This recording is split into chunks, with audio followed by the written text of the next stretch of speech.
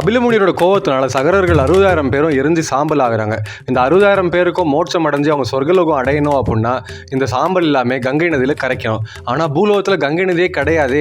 இப்போ மேலோகத்திலேருந்து கங்கை நதியை பூலோகத்துக்கு எப்படி கொண்டு வருது அப்படின்னு எல்லாருமே குழம்பி போயிருந்தாங்க.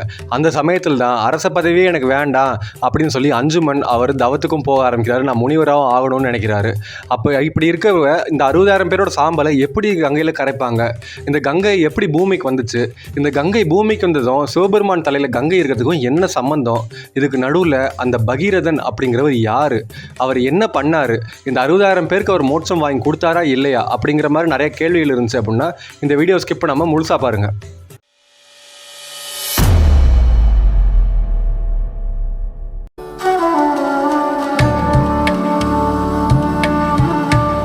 அடுத்து நாடாளுற பொறுப்பை அஞ்சுமன்ட்ட கொடுத்துட்டு நம்ம ஓய்வு எடுக்கலாம் அப்படின்னு சொல்லி யோசிச்சுட்டு இருந்தப்போ தான் அஞ்சுமனுக்கு இந்த நாடாளுற பொறுப்பு மேலே இன்ட்ரெஸ்டே இல்லை. அவனுக்கு தவம் பண்ணணும், நான் மிகப்பெரிய முனிவர் ஆகணும் தான் யோசிச்சுட்டு இருந்தான். அதனால் அவன் என்ன யோசிச்சானா, நம்ம ஒரு கெட்ட பேர் உருவாக்குற விதமாக நம்ம ஏதாவது ஒரு விஷயத்தை பண்ணோம் அப்படின்னா நம்மளோட தந்தையும் நம்மளோட அம்மாவும் சேர்ந்து நம்மளோட நாட்டை விட்டே வெளியே துரத்திடுவாங்க.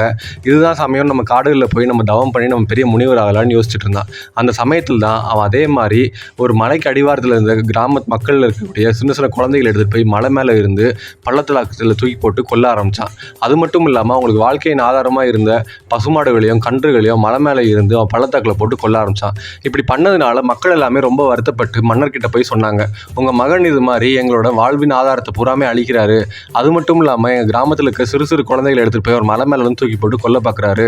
இதை நீங்கள் தான் தட்டி கேட்கணும் அப்படின்னு சொல்லி அவன் கேட்குறப்போ மன்னர் ரொம்ப கோவப்பட்டு, இப்படி நம்ம மகன் நமக்கு கெட்ட பேர் விளைவிக்கிற மாதிரி விஷயங்கள் பண்ணுறானே, அப்படிங்கிறனால இவனை ஊரை விட்டு தள்ளி வைக்கிறேன்னு சொல்லி அவரை விரட்டுறாரு.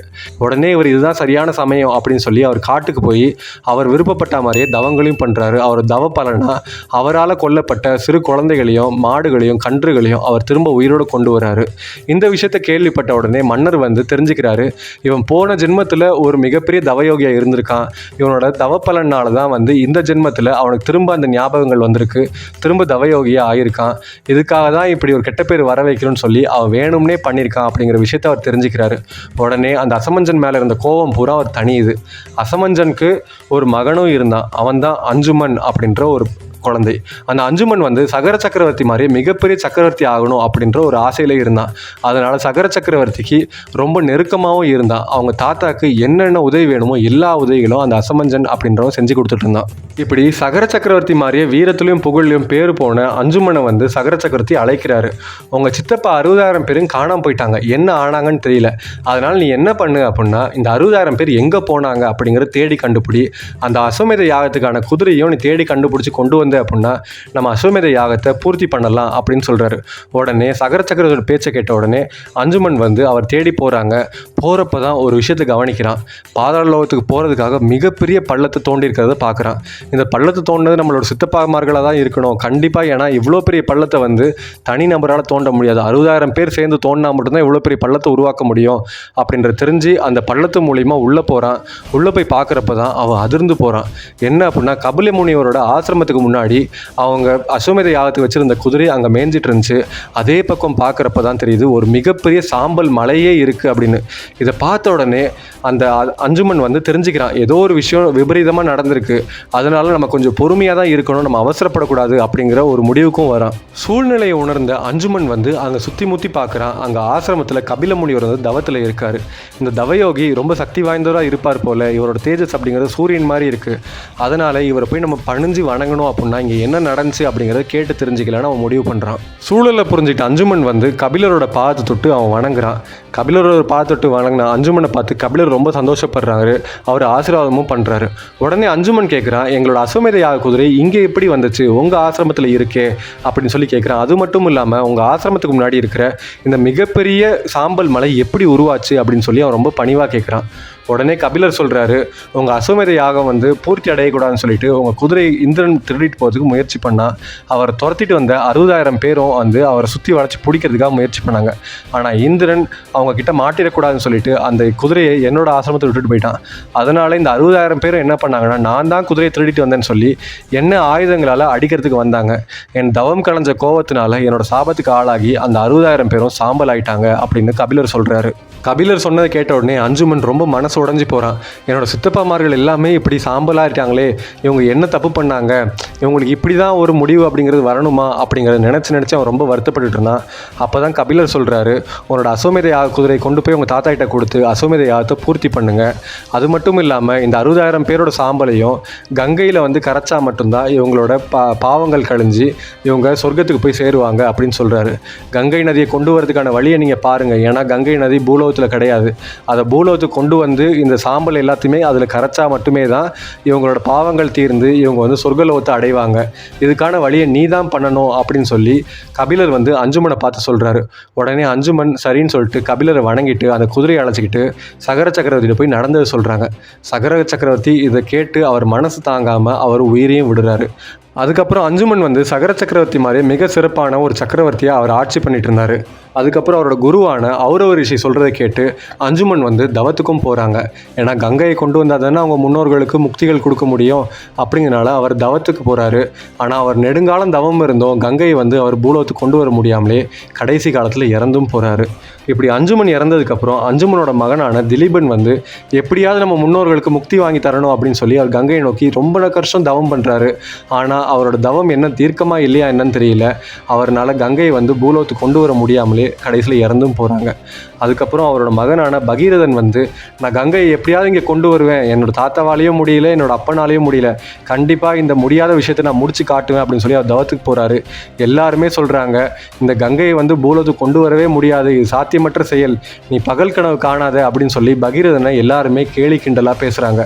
ஆனால் பகீரன் இதை எதுவுமே வந்து பொருட்படுத்தாமல் என்னோட இலக்கு வந்து கங்கையை பூலோகத்துக்கு கொண்டு வரணும், என்னோட முன்னோர்களை சாபத்தை கரைச்சி அவங்களோட பாவத்தை பூரா கழித்து அவங்க முக்தி அடைய செய்யணும், அதுதான் என்னோட ஒரே இலக்கு, இந்த இலக்கு அடையிற வரைக்கும் நான் ஓய மாட்டேன் அப்படின்னு சொல்லி பகீரதன் தவத்துக்கும் போகிறாங்க. சுற்றி இருக்கிறவங்க என்ன சொன்னால் என்ன, என்னோட இலக்கு கங்கையை பூமி கொண்டு வருதான், என் இலக்கு அடையாமல் விடமாட்டேன்னு சொல்லி கங்கையை நோக்கி இந்த பகீரதன் ரொம்ப தீர்க்கமாக தவம் இருந்தான். இவனோட தவத்தை பார்த்து ரொம்ப வியப்படைஞ்ச கங்காதேவி வந்து இவன் முன்னாடி காட்சியும் அளிக்கிறாங்க. காட்சி அளிச்சுட்டு கங்காதேவி சொல்கிறாங்க, பகீரதா உன்னோட தவத்தை பார்த்து நான் ரொம்பவே சந்தோஷம் அடைஞ்சேன், உனக்கு என்ன வரம் வேண்டும் கேள் அப்படின்னு சொல்லி கேட்குறப்போ பகீரதன் சொல்கிறாங்க, இது மாதிரி என்னோட முன்னோர்களோட சாம்பல் இந்த பூலோகத்தில் இருக்குது, இந்த சாம்பலை வந்து கங்கை நதியில் கரைச்சாதான் அவங்க முக்தி அடைய முடியும்னு சொல்கிறாங்க. அதனால் கங்கா மாதா வந்து பூமிக்கு இறங்கி வரணும் அப்படின்னு சொல்லி அவர் ரொம்ப பணிவாக கேட்குறாங்க.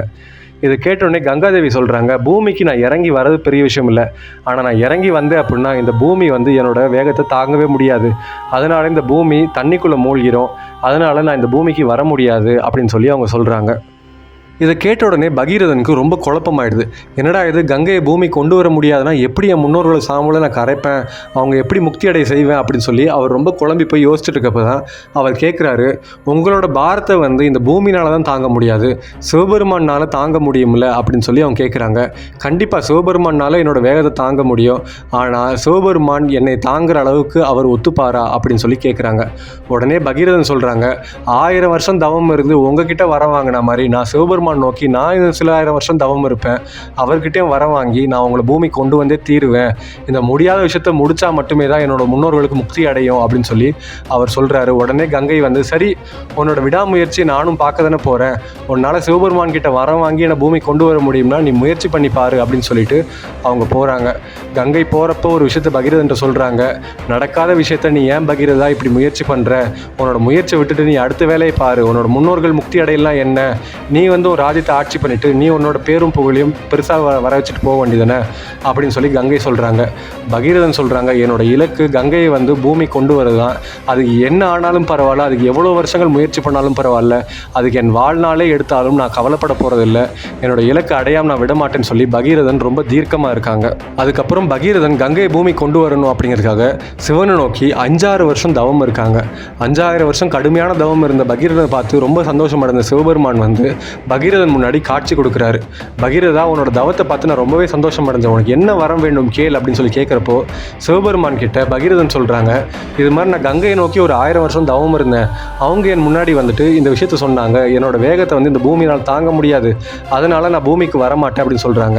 அதனால் சிவபெருமானை பார்த்து பகீரதன் கேட்குறாங்க, கங்கையோட வேகத்தை உங்களால் தாங்க முடியும் இல்லையா, அதனால் கங்கையை உங்கள் தலையில் நீங்கள் வாங்கிக்கோங்க, உங்கள் தலை வழியாக வழிஞ்சு கங்கை பூமிக்கு வந்துச்சு அப்படின்னா அதோட வேகம் குறைஞ்சி குறைஞ்சிரும், அதனால் என்னோட முன்னோர்களோட சாம்பல் எல்லாமே அந்த கங்கையில் கரைஞ்சி அவங்க முக்தி அடைவாங்க அப்படின்னு சொல்லி கேட்குறான். இதை கேட்ட உடனே சிவபெருமான் ரொம்ப சந்தோஷமாகறாரு. எல்லாருமே பல ஆயிரம் வருஷம் கடுமையான தவங்கள் இருந்து அவங்களுக்கான வரங்கள் தான் கேட்பாங்க. ஆனால் பகீரதா, நீ உன்னோட முன்னோர்கள் முக்தி அடையணும் அப்படிங்கிறதுக்காக நீ வரம் கேட்குற, அதனால் உன்னோட பேரும் புகழும் இந்த உலகத்தில் சிறப்பாக இருக்கட்டும் அப்படின்னு சொல்லி அவர் ஆசீர்வதிக்கிறாரு. அதுக்கப்புறம் அவர் சொல்கிறாரு, நீ கங்கையை என் தலையில் குதிக்க சொல்லு, நான் அவளோட பாரத்தை தாங்கி நான் பூமிக்கு நான் கொடுக்குறேன் அப்படின்னு சொல்லி அவர் வரமும் கொடுக்குறாரு. உடனே பகீரதன் ரொம்ப சந்தோஷப்பட்டு கங்கையை நோக்கி திரும்ப தவம் இருக்கிறாங்க. 1000 வருஷம் கடுமையான தவத்துக்கு அப்புறம் கங்கை திரும்ப பகீரதன் முன்னாடி காட்சி கொடுக்குறாங்க. பகீரதன் சொல்கிறாங்க, சிவபெருமான் உங்களை தாங்கிறதுக்கு ஒத்துக்கிட்டாரு, அதனால் சிவபெருமான தலையில் நீங்கள் குதிச்சிங்க அப்படின்னா சிவபெருமான ஜடாமுடி வழியாக வழிஞ்சு நீங்கள் பூமிக்கு வருவீங்க, உங்களோட வேகம் குறையும்னு சொல்கிறாங்க. உடனே கங்காதேவிக்கு பயங்கரமாக கோவம் வருது. என்னோட வேகத்தை தடுக்கிறதுக்கு சிவன்கிட்ட சக்தி இருக்கா அப்படின்னு சொல்லி அவங்க ஆக்ரோஷமாக கத்துறாங்க. இதை பார்த்த உடனே சிவன், என்னடா இது, இந்த கங்கைக்கு இவ்வளோ அகங்காரமா, அகங்காரத்தை நம்ம ஒழிச்சே ஆகணும்னு சொல்லிட்டு அவர் கங்கையை பார்த்து சொல்கிறாரு, கங்காதேவி என்னோட தலையில் நீங்கள் குதிங்க, என்னோட ஜடாமுடி வழியாக நீங்கள் வழிஞ்சு கீழே போகிறப்போ உங்கள் வேகம் குறையும்னு சொல்கிறாங்க. உடனே கங்கை நதி கோவமாக சிவனோட தலையில் போய் ரொம்ப ஆக்ரோஷமாக விழுகிறாங்க. உடனே சிவனோட ஜடாமுடி வழியாக அந்த கங்கை நதி அப்படியே உள்வாங்கப்படுது. கங்கை நதி உள்வாங்கப்பட்டு அதோட வேகம் மொத்தமாக குறைஞ்சி அது சொட்டு சொட்டா பூமிக்கு வர ஆரம்பிக்குது. உடனே பகீரனை பார்த்து சிவபெருமான் சொல்கிறாரு, பகீரதா, உன்னோட தேர் எடுத்துகிட்டு நீ போகிற வழியில் உன் பின்னாடியே இந்த கங்கை நதி ஃபாலோ பண்ணிட்டு வரும், நீ எங்கே போகணுமோ போனேன் அப்படின்னா இந்த நதி உன் பின்னாடியே பின்தொடர்ந்து வரும், அதனால் உன்னோட முன்னோர்கள் இருக்கிற சாம்பல் இருக்கிற இடத்துக்கு நீ போனேன் அப்படின்னா இந்த கங்கை நதி அதை சுற்றி போகிறப்போ அந்த சாம்பல் இந்த கங்கை நதியில் கரைக்கப்படும், அவங்க முக்தி அடைவாங்கன்னு சொல்லி சிவபெருமான் சொல்கிறாரு. உடனே பகீரதனும் சிவபெருமான் சொன்னதை கேட்டு அவரோட ரதத்தை எடுத்துக்கிட்டு வேகமாக போகிறாரு. ரதத்தில் வேகமாக போன பகீரதனை பின்தொடர்ந்து இந்த கங்கை தேவி பின்னாடியே வருது. இந்த கங்கை நதி பின்னாடியே வரப்போ பகீரதன் அவங்க முன்னோர்களோட சாம்பல் இருக்கிற பாதாளத்துக்கு போகணும் அப்படின்னா மிகப்பெரிய பள்ளத்தாக்குள்ளே போகணும்னு சொல்லி அவர் உள்ளே போகிறாரு. பின்னாடியே கங்கை நதி அதை பின்தொடர்ந்து வருது. அதுக்கப்புறம் பகீரதன் அவரோட முன்னோர்கள் இருக்கிற சாம்பல் மலை பக்கத்தில் போயிட்டு கங்காதேவிட்ட சொல்கிறாங்க, இதுதான் என்னோட முன்னோர்களோட சாம்பல் மலை, இதை நீங்கள் கரைச்சிருங்க அப்படின்னு சொல்லி சொல்கிறாங்க. உடனே அந்த கங்கா நதி அந்த சாம்பலை மொத்தமாக கரைக்குது. அந்த பள்ளத்தில் மொத்தமாக அந்த நீர் நிறைஞ்சி அது சமுத்திரமாக பின்னாடி உருவாகுது. இப்படி சரகர்களால் உருவாக்கப்பட்ட அந்த பள்ளத்தில் நிறைஞ்சி வந்ததுனால தான் அதுக்கு சமுத்திரம் அப்படின்னு பேரும் வந்துச்சு. கங்கை நதி சரகர்களோட சாம்பலை கரைச்சதுனால அவங்க முக்தியும் அடைஞ்சாங்க. உடனே சிவபெருமான் பகீரதனை பார்த்து ரொம்ப சந்தோஷப்பட்டாங்க. இது மாதிரி முன்னோர்களோட பாவத்தை கழிக்கிறதுக்கு இவர் இவ்வளோ கஷ்டப்பட்டு ஒரு தவம் இருந்து அவங்க பாவத்தை கழிச்சிருக்காரு அப்படின்னா இவர் ரொம்ப சிறப்பு வாய்ந்தவராக இருப்பார்னு சொல்லி அவருக்கு முக்தியும் கொடுத்து அவரை தனக்குள்ள ஐக்கியமாகவும் செய்கிறாரு. ஊர் உலகத்தில் எல்லாமே இந்த காரியத்தை முடிக்கவே முடியாது, கங்கை நதியை பூமிக்கே கொண்டு வர முடியாது அப்படிங்கிறப்போ அவர் மனசில் ஒரே ஒரு வைராக்கியம் அப்படின்ற ஒரு விதை மட்டும்தான் இருந்துச்சு. அந்த விதை பெரிய விருட்சமாகி அதை முடிக்க முடியும் அப்படின்றதுக்கு எடுத்துக்காட்டாக அந்த கங்கை நதியை பூமிக்கும் கொண்டு வந்தார். அவர்களோட முன்னோர்களுக்கு அவர் பாவத்தை கழித்து அவர் முக்தியும் அடைய செஞ்சார். இது மாதிரி இந்த உலகத்தில் யார் ஒருத்தன் அவனோட இலக்கை நோக்கி யார் என்ன சொன்னாலும் பரவாயில்ல, என்னோட இலக்கை நான் அடைஞ்சே தீர்வேன்னு சொல்லி முயற்சி பண்ணுறாங்களோ அவங்கள பகீரத பிரயத்தனம் பண்ணுறாங்க அப்படின்னு சொல்லி சொல்லுவாங்க. இப்படி வாழ்க்கையில் உங்களுக்காக உங்கள் இலக்கை நோக்கி நீங்கள் என்னைக்காச்சும் பகீரத பிரயத்தனம் பண்ணியிருக்கீங்களா? இல்லை உங்களுக்கு தெரிஞ்ச யாராவது அவங்க இலக்குக்காக யார் என்ன சொன்னாலும் பரவாயில்ல, என் இலக்கை ஜெயிச்சே தீருவேன் அப்படின்னு சொல்லி பகீரத பிரயத்தனம் யாராவது பண்ணுறாங்களா? அப்படி யாராவது இருந்தாங்க அப்படின்னா அவங்களை கமெண்ட்டில் டேக் பண்ணுங்கள். இந்த வீடியோ பிடிச்சிருந்துச்சுன்னா ஒரு லைக்கை போடுங்க. இந்த மாதிரி சுவாரஸ்யமான புராண கதைகளுக்கு நம்ம இயல் சேனலை சப்ஸ்கிரைப் பண்ணுங்கள். உங்கள் ஃப்ரெண்ட்ஸ் அண்ட் ஃபேமிலிக்கு ஷேர் பண்ணுங்கள்.